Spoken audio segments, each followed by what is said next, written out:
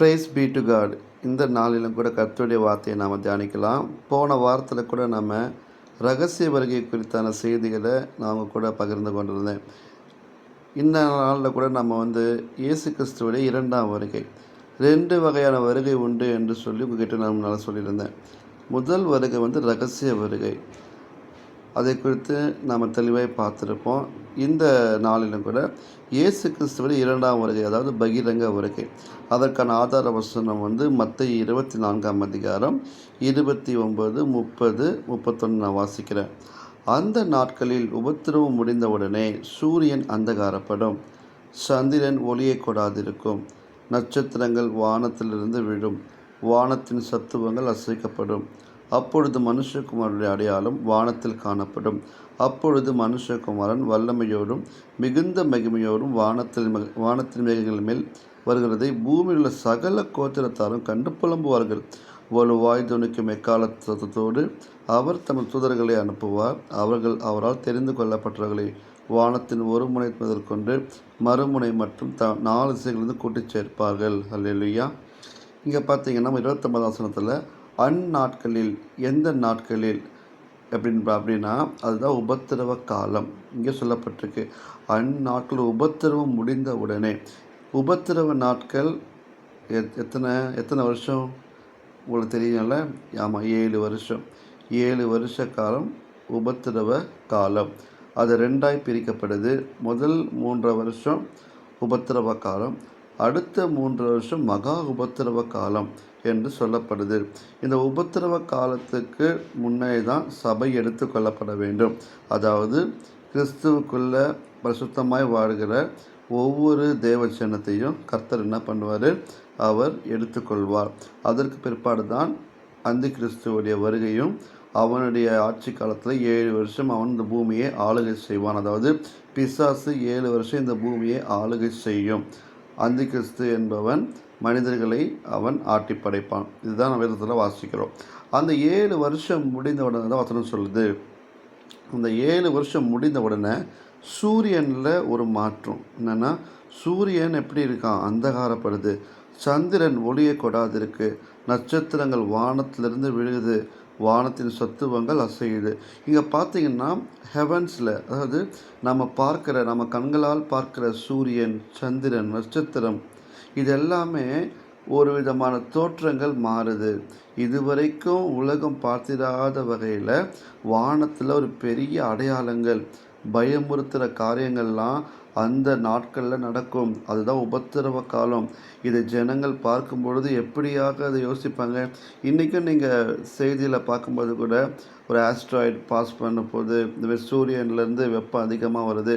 இன்றைக்கி நிறைய விதமான சோலார் சிஸ்டத்தை பற்றி நிறைய விதமான செய்திகளை நாம் கேட்டுக்கொண்டு தான் இருக்கிறோம். ரெட் மூன் ஆகுது, அப்புறம் சந்திரன் ரத்த நிறமாய் மாறுது. இப்படிலாம் நீங்கள் நியூஸை கேள்விப்பட்டு இருப்பீங்க. இதெல்லாம் எதற்கான அடையாளம் என்று சொல்லப்படுதுன்னா, இயேசு கிறிஸ்துவுடைய வருகை சமீபம் என்று சொல்லப்படுவதற்காக சொல்லப்பட்டு கொண்டிருக்கு. இங்கே அந்த வசனம் 30 வாசிக்கிட்டுமா? அப்பொழுது மனுஷகுமாரனுடைய அடையாளம் வானத்தில் காணப்படும். எப்பொழுது காணப்படும்? 29வது சொல்லப்பட்ட வசனத்தில் இருக்கப்படுற அந்த அடையாளங்கள், சூரியனில் ஒரு அடையாளம், சந்திரனில் ஒரு அடையாளம், நட்சத்திரங்களில் ஒரு அடையாளம், வானத்தின் சத்துவங்கள் எல்லாம் அசைக்கப்படுது. இதெல்லாம் நடக்கும் பொழுது என்ன நடக்குதுன்னா, அப்பொழுது மனுஷகுமாரன் யார்? இயேசு கிறிஸ்துவுடைய அடையாளம் வானத்தில் காணப்படும். எப்படி அவர் வருகை எப்படி இருக்குன்னு சொல்லப்பட்டிருக்குன்னா, மனுஷகுமாரன் வல்லமையோடும் மிகுந்த மகிமையோடும் வானத்தின் மேகங்கள் மேல் வருகிறதை பூமியில் உள்ள சகல கோத்திரத்தாரும் கண்டு புலம்புவார்களாம். அப்போ இயேசு கிறிஸ்து வானத்திலிருந்து ஒரு மிகப்பெரிய வெளிச்சம். இப்போ சூரியனை நம்ம பார்க்குறோம். சூரியனை எல்லாரையாலையும் கண்களை எடுத்து பார்க்கவே முடியாதுல்ல. அந்த சூரியனே கிட்ட வருதுன்னு சொன்னால் நம்ம எப்படி இருப்போம்? பூமியில் எவ்வளோ விதமான மாற்றங்கள் வரும். மனித இனமே ஒரு பயத்தில் இருக்கும், பார்த்தீங்களா? அப்போது இயேசு கிறிஸ்துவானவர் மகிமை பொருந்தினவராய், அப்புறம் சகல பரிசுத்தவான்களோடு அவர் இறங்கி வருகிறத எல்லா கண்களும் பார்க்குமா. சகல கோத்திரத்தார், பூமியில் உள்ள சகல கோத்திரத்தாரும் கண்டு புலம்புவாங்களாம். என்ன சொல்லுவாங்க, ஐயோ இவர் தான் உண்மையுள்ள தேவனா, இவரை நாம் இத்தனை நாள் மறுதளிச்சிட்டோமே, இவரை நாங்கள் இவ்வளோ நேரம் இயேசுவை ஆராதித்து வந்த அநேக ஜனங்கள் நம்ம துன்புறுத்தணுமே, சபையை நாங்கள் துன்புறுத்தணுமே, தேவ ஜனங்களை நாங்கள் கொலை செய்துமே, இந்த இயேசுவை நாங்கள் நிராகரிச்சுமே சொல்லிட்டு புலம்புவாங்களாம். கண்டுபிடிச்சிருவாங்க. எப்படி என்று சொன்னால், அது இன்னும் நான் 4 நிமிடத்தில் எக்ஸ்பிளைனோடு சொல்கிறேன். அது சிலுவை வடிவில் அவருடைய வருகை இருக்கும். அதாவது ஒரு பக்கம் இயேசுவானவர், இன்னொரு பக்கம் தூதர்கள், இன்னொரு பக்கம் பரிசுத்தவான்கள் என்ற ஒரு பெருங்கூட்டத்தோடு கர்த்தர் வரும் பொழுது அது அவர்களுடைய கண்களுக்கு ஒரு சிலுவையை போன்ற காட்சி அளிக்கலாம். இல்லை அது இயேசு கிறிஸ்துவோட தோற்றத்தை அவர்கள் பார்க்கலாம். ஏதோ ஒரு காரியத்தை அந்த ஜனங்கள் எல்லாரும் பார்த்து புலம்புறாங்க. அந்த புலம்பல் பயத்தை குறித்த புலம்பலாகவும் இருக்கலாம், இல்லை இயேசு கிறிஸ்துவை ஐயோயோ இவரை குத்தினவர்களும் காண்பார்கள், இந்த தேவனை தானே நாங்கள் குற்றி கொலை பண்ணோம், இவரை தானே நாங்கள் வேதனைப்படுத்தினோம் என்று புலம்புகிற புலம்பலாக கூட இருக்கலாம். அப்புறம் 31 வசனம், வலுவாய் துணைக்கு எக்கால சத்தத்தோடு அவர் தம் தூதர்களை அனுப்புவார், அவர்கள் தெரிந்து கொள்ளப்பட்டவர்கள் வானத்தின் ஒரு முனை கொண்டு மறுமுனை மற்றும் 4 திசையில் கூட்டி சேர்ப்பாங்களாம். அப்போது மீதமாய் வைக்கப்பட்ட ஒரு சில தேவ ஜனங்கள் அந்த நாட்களில் இருப்பாங்க, அவர்களை அவங்க கூட்டி சேர்ப்பாங்க. இதெல்லாம் வருகைக்கு அடையாளமாய் காணப்படுது. இதுதான் மத்தேயு 24 அதிகாரத்தில் நாம் வாசித்த வசனங்கள் 29, 30, 31. அதுக்கப்புறம் இன்னும் 2 வசனத்தை நான் வாசிக்க விரும்புகிறேன். எடுத்து வாசிக்கலாமா? யூதா புத்தகம் 14:15 வாசிக்கிறேன். ஆதாமுக்கு 7ஆம் தலைமுறையான ஏனோக்கும் இவைகளை குறித்து இதோ எல்லாருக்கும் நியாயம் தீர்ப்பு கொடுக்கிறதற்கு அவர்களில் அவபக்தி உள்ளவர்களும் யாவரும் அவபக்தியாய் செய்த சகல அவபக்தியான கிரியைகளை நிமித்தம் தமக்கு விரோதமாய் அவபக்தியுள்ள பாவிகள் பேசின கடின வார்த்தைகள் எல்லாவற்றின் நிமித்தமும் அவர்களை கண்டிக்கிறதற்கும் 1000 பரிசுத்தவான்களோடு கூட கர்த்தர் வருகிறார் என்றே முன்னறிவித்தார். இந்த ஆதாமுக்கு 7ஆம் தலைமுறையான ஏனோக்கு பார்த்திங்களா, எந்த காலத்தில் வாழ்ந்த மனிதன், அவருக்கு இயேசு கிறிஸ்துவை குறித்தான வருகையை குறித்தான ஒரு வெளிப்பாடை தேவன் கொடுத்திருந்தார். 7ஆம் தலைமுறை. அல்லேலூயா. ஏனோக்கு யார் என்று நமக்கு தெரியும். மரணத்தை காணாமல் உயிரோடு எடுத்துக்கொள்ளப்பட்டவர், தேவனோடு சஞ்சரித்து கொண்டிருந்தவர், காணப்படவில்லை, தேவன் அவரை எடுத்துக்கொண்டார் என்ற விதத்தில் வாசிக்கிறோம். முதலாவதாக மரணத்தை காணாமல் உயிரோடு எடுத்துக்கொள்ளப்பட்ட மனிதன் யார் என்று சொன்னால் அவர்தான் ஏனோக்கு. அவர் எந்த காலத்தில் வாழ்ந்தவர்? ஆதாமுக்கு 7ஆம் தலைமுறையான ஏனோக்கு. உங்களுக்கு இன்னொரு விஷயம் உங்களுக்கு தெரியும்னு நினைக்கிறேன். ஏனோக்கு எழுதின புத்தகமும் இருக்குது, த புக் ஆஃப் ஏனோக். அதில் 3 பகுதிகள் இருக்குது. அந்த 3 புத்தகமும் ஆவியானவர் நாம் வாசிக்கும்படிக்கு தடை செய்து வைத்திருக்கிறார்.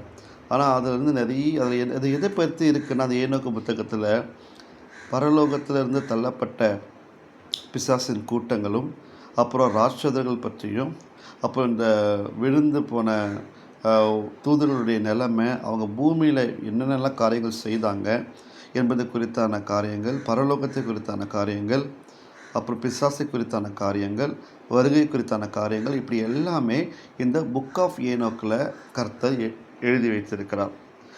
அந்த ஏனோக்கு புத்தகத்திலிருந்து தான் ஒரு சின்ன காப்பி பேஸ்ட்டை இங்கே யூதா பண்ணியிருக்கிறார். அதுதான் இங்கே இன்ட்ரோடக்ஷன் சொல்லப்பட்டிருக்கு. ஆதாமுக்கு 7ஆம் தலைமுறையான ஏனோக்கும் இவைகளை குறித்து எழுதி வைத்திருக்கிறார். அது ஏனோக்கு புத்தகத்தை நான் ஒரு சில அதிகாரங்கள் படிச்சிருக்கிறேன். அதில் புக் 1ல் 2nd சாப்டரில் வர வசனம் தான் இந்த 14, 15. அந்த ஏனோக்கு புத்தகத்தில் இருக்கிற 2 வசனத்தை தான் அப்படியே யூதா எடுத்து இந்த யூதா புத்தகத்தில் அவர் என்ன பண்ணுறாரு, எழுதி வைத்திருக்கிறார். அதான் நான் வாசித்தேன். இப்போது அதை என்ன எழுதியிருக்காருன்னா, எல்லாருக்கும் நியாயம் தீர்ப்பு கொடுக்கறதுக்கும் அவபக்தியான கிரியைகள் செய்த யாவருக்கும் அவர் என்ன பண்ணுறாரு, தண்டனை கொடுக்கறதுக்கு எப்படி வராராம், 1000 பரிசுத்தவான்களோடு கூட கர்த்தராகி இயேசு கிறிஸ்து வருகிறார் என்று முன்னறிவித்தார். அல்லேலூயா. எவ்வளோ பெரிய வெளிப்பாடு பார்த்தீங்களா? அதோடு கூட அப்படியே இந்த பக்கம் வந்தீங்கன்னா வெளிப்படுத்தின விசேஷத்தில் சொல்லப்பட்டிருக்கு 1ஆம் அதிகாரம் 7ஆம் வசனம். இதோ மேகங்களுடனே வருகிறார், கண்கள் யாவும் அவரை காணும். யாரை காணும்? கர்த்தராகிய தேவனை கண்கள் யாவும் அவரை காணும். அவரை குத்தினவர்களும் அவரை காண்பார்கள். பூமியின் கோத்திரத்தார் எல்லோரும் அவரை பார்த்து புலம்புவார்கள். அப்படியே ஆகும். ஆமென். அல்லேலூயா. வேதத்தில் சொல்லப்பட்ட ஒவ்வொரு வார்த்தையின்படியே அப்படியே நடக்கப் போகிறது. இயேசு கிறிஸ்து வானத்திலிருந்து இறங்கி வருகிறத பூமியில் உள்ள சகல ஜனங்களும் பார்த்து அடித்து புலம்புவாங்களாம். அதை குறித்து அப்படியே எழுதப்பட்டிருக்கு. இதெல்லாம் நடக்க வேண்டிய சம்பவங்கள். இது இப்போ நடக்காது, இயேசு கிறிஸ்து வரும்போது நடக்கக்கூடிய சம்பவங்கள். மேலே சொல்லப்பட்டிருக்கிறது வெகு சீக்கிரத்தில் சம்பவிக்க வேண்டிய காரியங்கள் இதெல்லாம். இன்றைக்கு இதெல்லாம் எப்போ நடக்க போகுதுன்னா 7 வருஷ உபத்திரவ காலத்துக்கு பிறகு தான் இந்த சம்பவங்கள் நான் வாசித்த காரியங்கள் எல்லாம் நடக்க போகுது. அந்த 7 வருஷத்துக்கு முன்பதாகவே சபையை தேவன் எடுத்துக்கொண்டு போய்விடுவார். இங்கே சொல்லப்பட்டிருக்கு 1000 பரிசுத்தவான்கள். யார் இந்த 1000 பரிசுத்தவான்கள்? பரிசுத்தவான்கள் என்று சொல்லப்பட்டிருக்கு. அது யார்? எடுத்துக்கொள்ளப்பட்ட கூட்டமாகவும் இருக்கலாம். நம்ம வசனத்தை நம்ம நிதானமாக நிறுத்தி வாசிக்கும் பொழுது நிறைய காரியங்களை கற்றுக்கொள்ளலாம். ஆனால் இரகசிய வருகைக்கும் அப்புறம் 2ஆம் வருகை பகிரங்க வருகைக்கும் நிறைய வித்தியாசங்கள் உண்டு. என்ன 2 வித்தியாசங்கள் என்பதை குறித்து நாளைக்கு தெளிவாக உங்களோடு கூட நான் வைத்து காண்பிக்கிறேன். ரகசிய வருகைனா என்ன, 2ஆம் வருகைனா என்ன? அப்போது இந்த 2ஆம் வருகை அவர் எங்கே வந்து நிற்பார் என்று சொன்னால் ஒலிவமலை என்கின்ற ஒரு இடத்துல தான் அவர் இறங்கப் போகிறார். அல்லேலூயா. நாளைக்கு அவர் ஒலிவமலையில் இறங்கி அதுக்கப்புறம் நடக்கிற சம்பவங்களை குறித்தான செய்தியை நாளைக்கு நான் பதிவிடுறேன். இன்றைக்கு உங்களுக்கு நேரம் இருக்கும் என்று சொன்னால் இயேசுவுடைய 2ஆம் வருகையை குறித்தான வசனங்கள் எல்லாம் நீங்கள் என்ன பண்ணுங்கள், எடுத்து எழுதி வைங்க. இயேசு கிறிஸ்து 2ஆம் வருகை எங்கெங்கெல்லாம் சம்பவிக்க போகுது, அப்போது ஜனங்கள் எப்படி இருப்பாங்க, அப்போ பூமியில் நடக்கிற காரியங்கள் எப்படி இருக்கும், வானத்தில் நடக்கிற காரியங்கள் எப்படி இருக்கும், அப்போ ஜனங்களுடைய மனநிலைமை எப்படி இருக்கும் என்பது குறித்தெல்லாம் நாம் அறிந்து கொண்டிருப்போமானால் வருகைக்கு நாம் ஆயத்தமாகும். அதனால் இந்த வசனங்கள் எல்லாம் கர்த்தர் நம்மோடு கூட பேசியிருக்கிறாரு.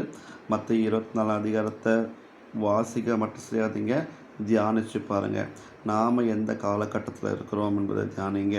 அதே போல் மார்க்கில் இருக்குது, லூக்காவில் இருக்குது, அப்போ வெளிப்படுத்தின விசேஷத்தில் சொல்லப்பட்டிருக்கு டீட்டெயில்டாக. அப்புறம் தானியேல் புத்தகத்தில் இருக்குது, பழைய ஏற்பாட்டு தீர்க்கதரிசன புத்தகங்கள் யோவேலில் இருக்குது. இப்படி எல்லா புத்தகத்திலுமே கர்த்தருடைய வருகையை குறித்து எழுதப்பட்டிருக்கு. எல்லாருமே சொல்லியிருக்கிறாங்க இயேசு கிறிஸ்துவின் வருகையை குறித்து. இது எல்லாத்தையும் நம்ம வாசிக்கும் பொழுது நமக்குள்ள ஒரு ஆயத்தம் உண்டாகும். தேவ ஆவியானவர் நம்மை இயேசுவின் வருகைக்காக நம்மை ஆயத்தப்படுத்துவதில் எந்த ஒரு சந்தேகமும் இல்லை. கர்த்தர் தாமே இந்த வார்த்தைகளை ஆசீர்வதிப்பாராக. ஆமேன்.